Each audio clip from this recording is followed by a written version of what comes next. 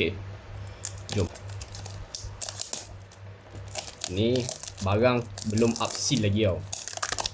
Barang masih dalam seal, jadi kita tak tahu isi dalam. Jadi apa kata kita buka dulu kotak ni. Oh, dia punya line up membuatkan aku tak kisah aku dapat mana, walaupun aku beli random tau. Kecuali dah beli, dah ada model lah. Tapi memang aku tak ada lagi model-model daripada Galaxy version 16 ni. Jadi aku tak kisahlah dapat apa pun, even Grigio sekalipun.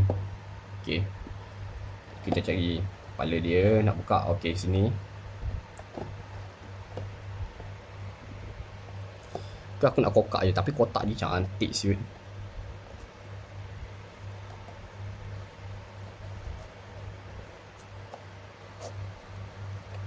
Tak apa lah, kita buka sikit.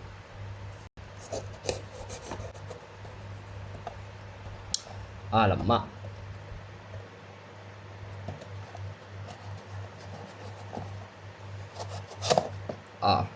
Kena, tak apa.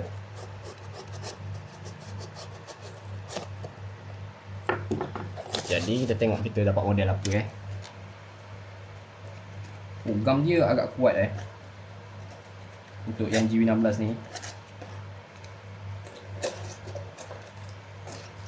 Jadi jom kita tengok kita dapat model Ultraman apa kali ni untuk GV16. Let's go. First Ultraman GV16 kita. Dia bagi dua. Ni stand sekali dengan kad. Jom kita buka ni dulu. Jadi Ultraman apa yang kita dapat dalam ni?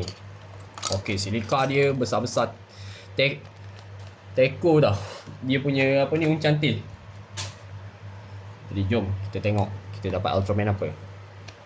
Permulaan Trigger Early Style.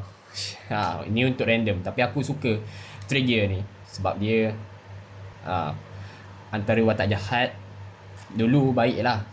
Lepas dia dikhianati oleh Hikari. Bukan dia khianati lah, dia rasa kegelapan dengan cahaya ni benda yang sama. Jadi dia beralih lah, bergabung dengan kuasa jahat yang lain. Okay, kalau kau berminat boleh tekan beg kuning kat bawah sekarang.